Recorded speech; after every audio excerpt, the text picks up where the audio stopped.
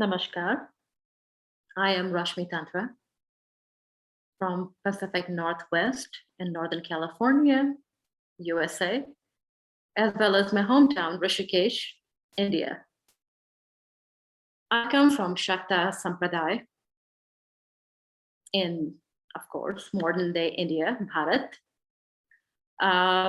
which expands all the way from modern day Nepal to eastern Uttar Pradesh, Uttarakhand, Bihar, Bengal, Orissa, of course, Assam, even Madhya Pradesh, Chhattisgarh, and some part of Konkan region.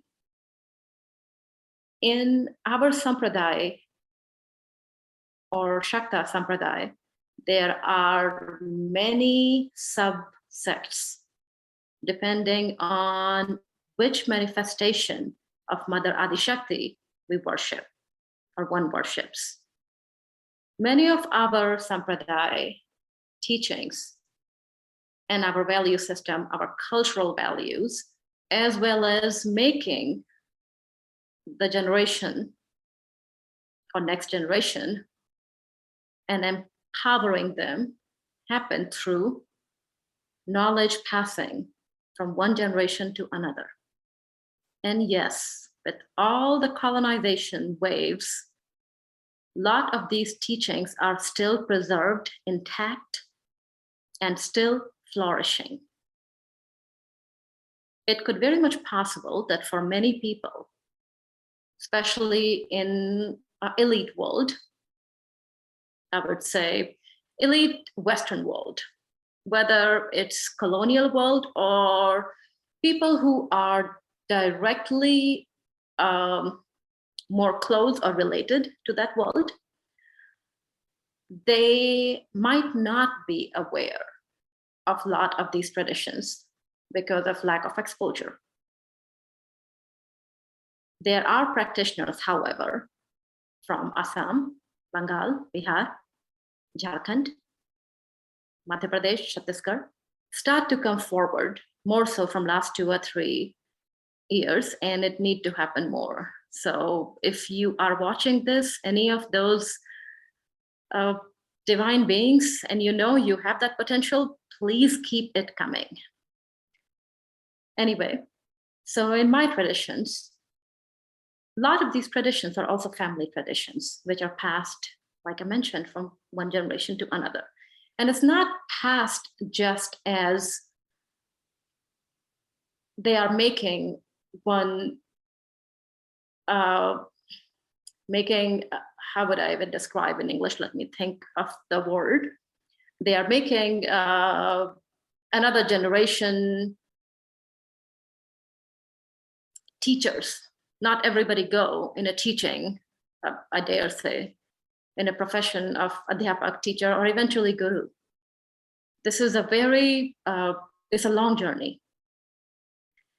Many times traditions are passed down to simply keep it alive and also to empower the individuals, regardless of what walk of the life they will choose to go. And many of us have to find our own way and our purpose to life and decide that when and how we will be at service of Dharma, like this talk series of decolonization of Dharma. Time have come that many of us should start speaking up instead of staying in the shadow or only speaking with each other, a fellow dharmika, but not on a stage which is bigger. It's many people, especially in the Western world or even Indian origins, who have not much connection remaining to mainland India or even to their Gram Devata, Gram Devi, their village, their Kul Devata, Gul Devi, or their lineages. For whatever reason, of course, colonization itself is a very big reason, but also other things which goes with colonization, many traumas, many shame, and sometimes fear of violence.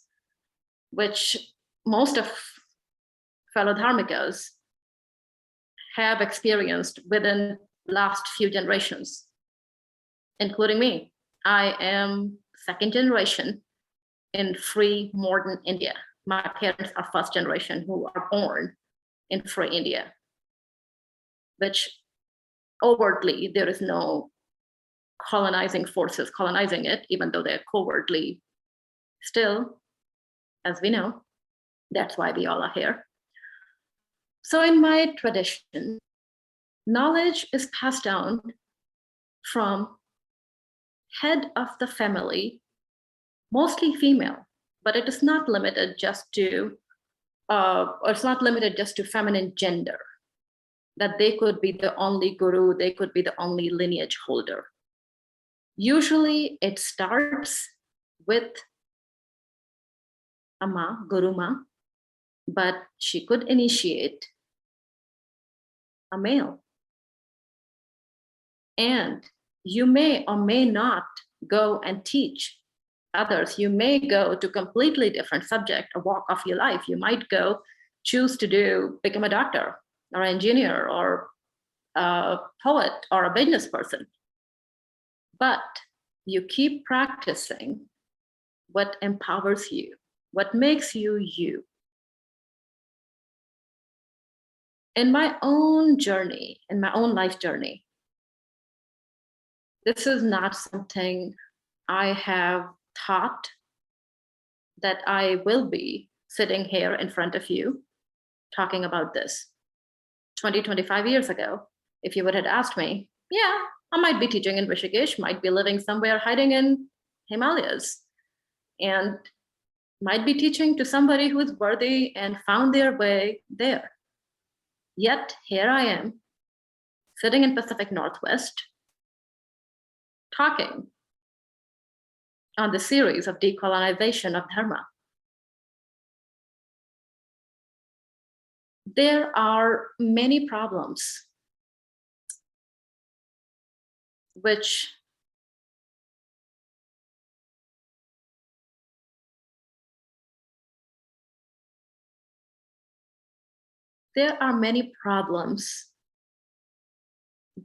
any genuine Shakta practitioners or even Kashmir Shaviite practitioners face when they are outside of their natural habitat, which is modern day India and Nepal, even parts of Sri Lanka, I would say.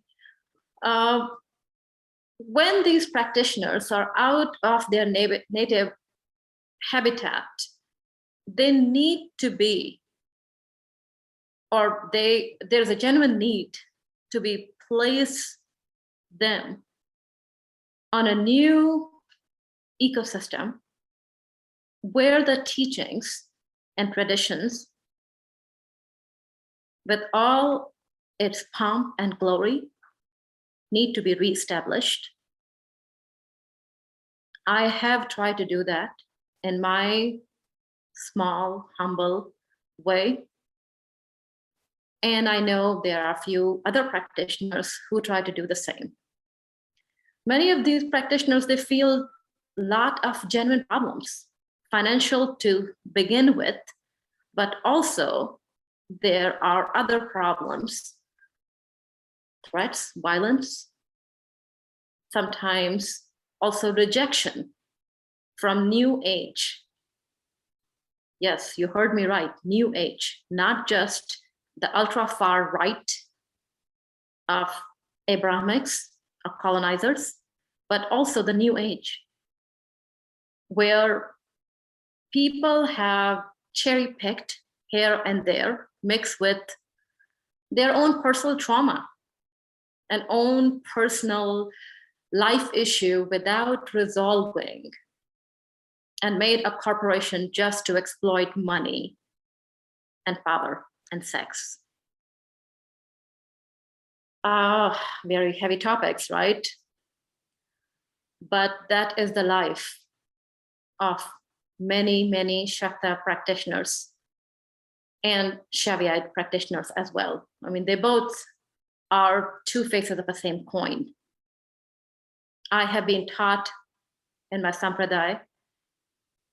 And any Devi worshipper, any divine mother, divine feminine worshipper, know this by heart. There is no Shiva without Shakti. Shiva is Shava. He's a corpse. And there is no Shakti without Shiva, the divine dance of masculine and feminine.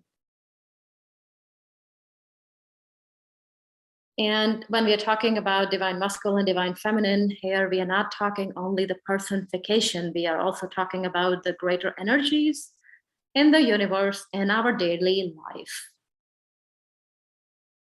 Anyway, back to some of the genuine problems faced by the practitioners, which some of us have somewhat overcome and some or many still have to overcome and need your support and need encouragement from all of us.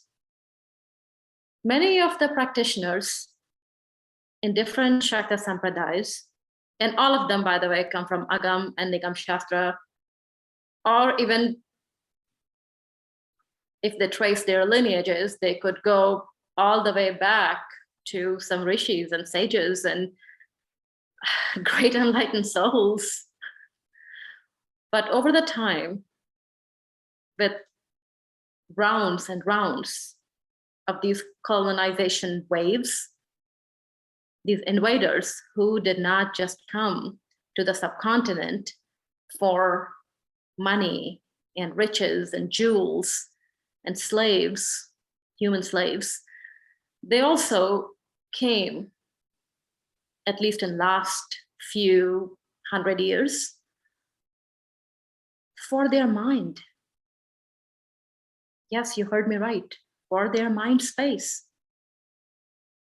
This time zone we are living now, everybody is fighting for your mind space, for your attention.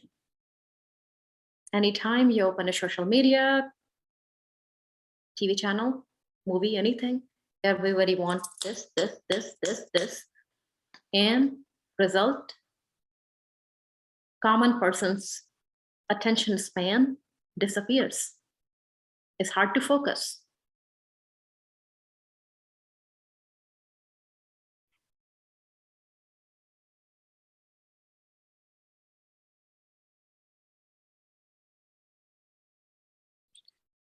So there is a saying in my family, or the culture I come from, and which is true for also when we talk about royalties. And when we're talking about royalties, I'm not talking about Prince or Queen of England. It's more like Prince or Princess of Nigeria, where you have a responsibility of your people versus you're only there to exploit your people. So the saying in my family is, it takes 7 generations for some sanskar to come. And lack of better word in English, a certain class, etiquettes, mannerism. It takes 7 generations to come and 7 generations to go. So there are a lot of adhikaris in different sampradayas who have adhikar to practice and speak for their own lineages, which are passed down to them through bloodline and transgenerational system, where the information is passed down to like a genetic information from one generation to another, to another, to another. Their bloodline, the blood runs in their body. And when they practice, they open these channels through these energetic channels, mantras or different siddhis. I mean, siddhis are definitely more advanced, but you start with mantras, or your Kuldevi, or Kuldevta, which is like a password for your genetic code. They almost get upper hand or advantage point to uphold these teachings in a very true sense. And not all bloodlines in India or modern day India, Bharat, subcontinent. When I say Bharat, I don't see only as present day India. I also see the parts which got divided and separated from Bharat, like modern day countries, Pakistan, Afghanistan, even Sri Lanka, Nepal, Burma, Bhutan, Tibet, all these places, where Dharma helped people to live in harmony.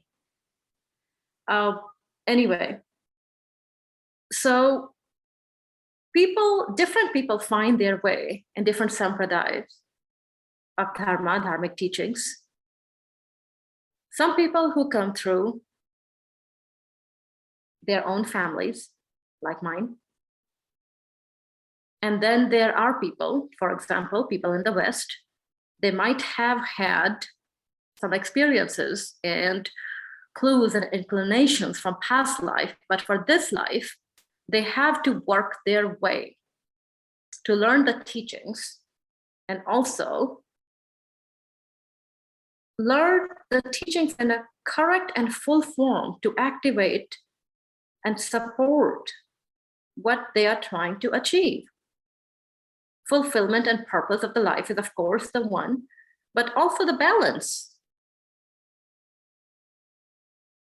And in order to moving forward from a place of all the trauma and fear and hatred and disbalance which colonization brought upon entire earth in last 2,000 years at least of our humanity history, is allowing the genuine practitioners to have a voice and able to become or do a service to humanity. All our teachings are there for service for humanity and also to support our Grihastha ashram. I have been taught from my childhood there is no bigger ashram than Grihastha ashram. Yes, of course, there, somebody will argue, oh, the sannyasis and the mutt and all the sampradayas where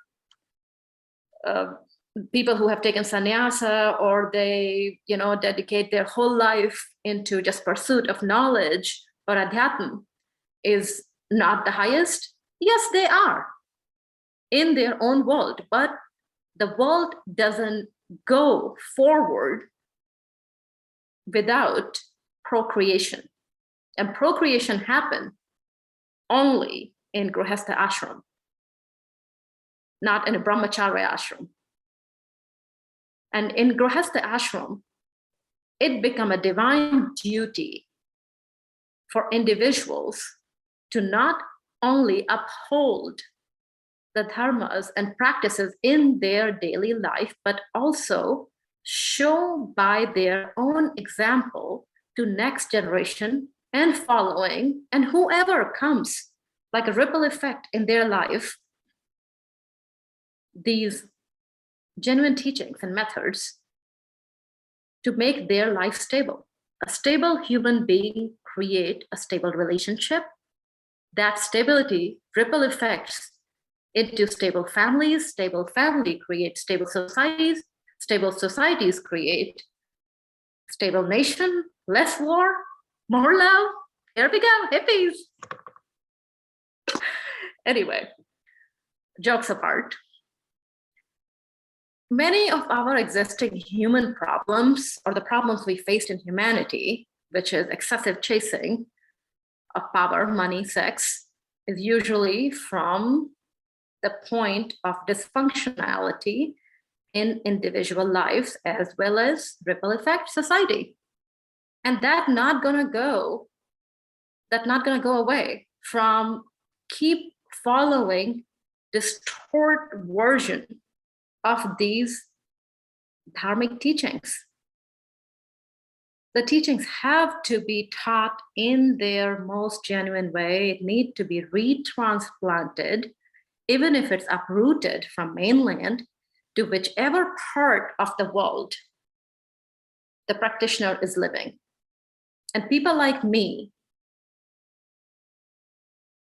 there are many other people who are probably in the same shoes as I am, or I was 20 years ago, where I have to decide that how you could be a service to not just for yourself, but for the sake of everybody around you.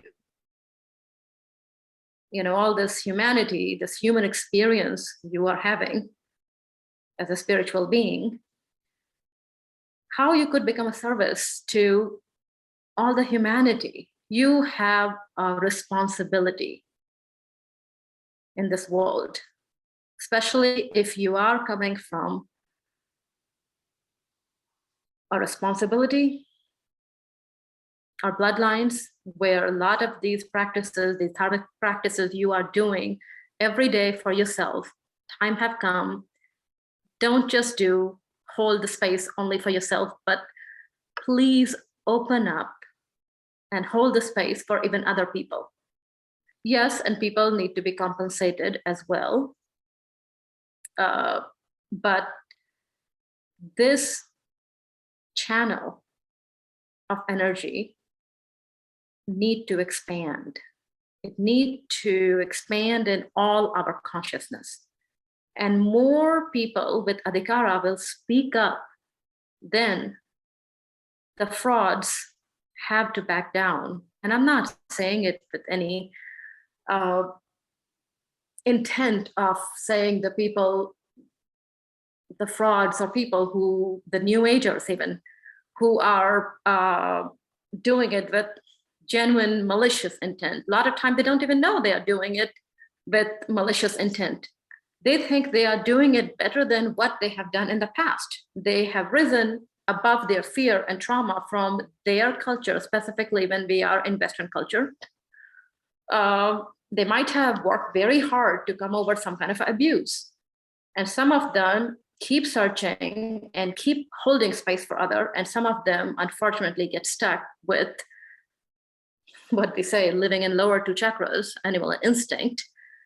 And money just blocked the view of further process of evolution.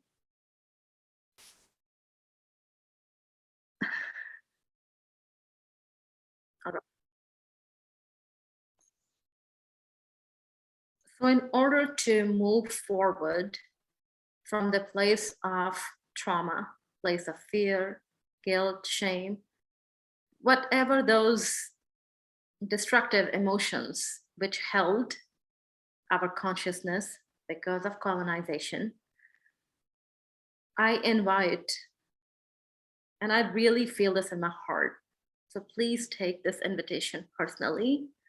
I invite all of the Dharma practitioners, whether you are a practitioner who is from a Sampradaya, carrying forward the teachings of your Sampradaya, your guru or your bloodline, or you are a practitioner who is only practicing or holding space for you and your family and able to teach only your family, your children, please, please come forward, speak up.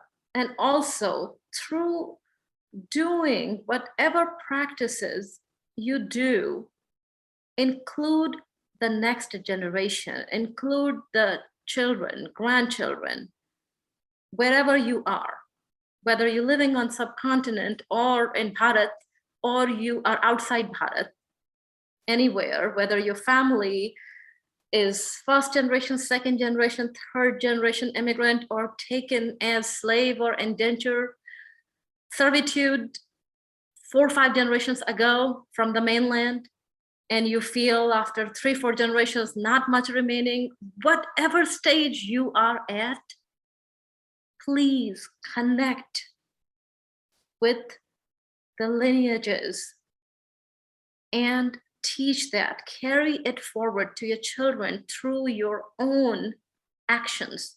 and practices. I know if you are not raised in a self-discipline, yogi, ashram-nisk atmosphere, it's hard to develop dincharya. But think this way. If you had made success in any part of your life, including financial success, which a lot of Indian origin and Dharmic people in general have achieved, it required a lot of patience practice.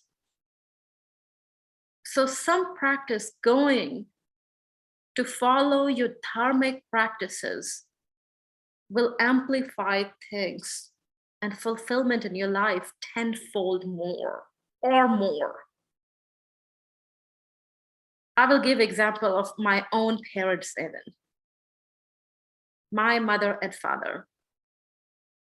My father is a Western medication pharmaceutical, small pharma, not a big pharma, producer man. And my mother practices applied Ayurveda, and she teaches also small places, but indigenous Hindu teachings and applied form. So she lives.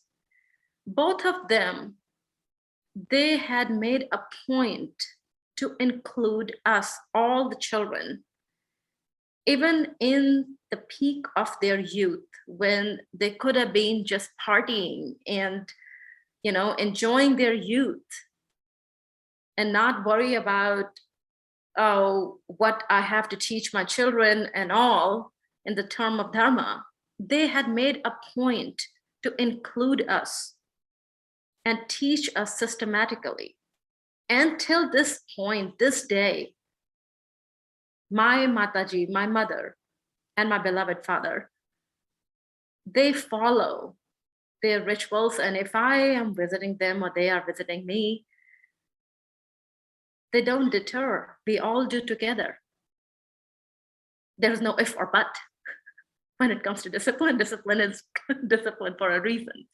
So to conclude that, the only way forward is making effort, allowing yourself to rise above from these destructive emotions, these nakaratmak forces to sakaratmak forces. As we say in Tantras, there is no good or evil. There are constructive forces, sakaratmak forces, and there are nakaratmak forces, destructive forces. And if you're not doing sakaratmak, you will fall into nakaratmak. This is human nature, because we all are experiencing this life through this human body. And I will ask you, please, please think about it, be vocal about it, and follow it. If you don't know your way, what you're doing, or where to start them in your everyday puja rituals, your simple japa rituals. Teach them, if nothing else. We are the people of Vedas, right? So sun worshipping, Surya Namaskar, great, perfect, already fit practice. And I'm not saying just the asana practice, but the mantras as well. Smallest, very humble, but very potent. And those who have done it, they will tell you, yes, it works. Anyway, so dhanyavad, thank you for your time and your divine presence and giving me this opportunity to speak my mind and invite you to this talk, which I hope will grow as tree of life, bigger than banyan tree itself. Thank you again. And let's all decolonize Dharma together.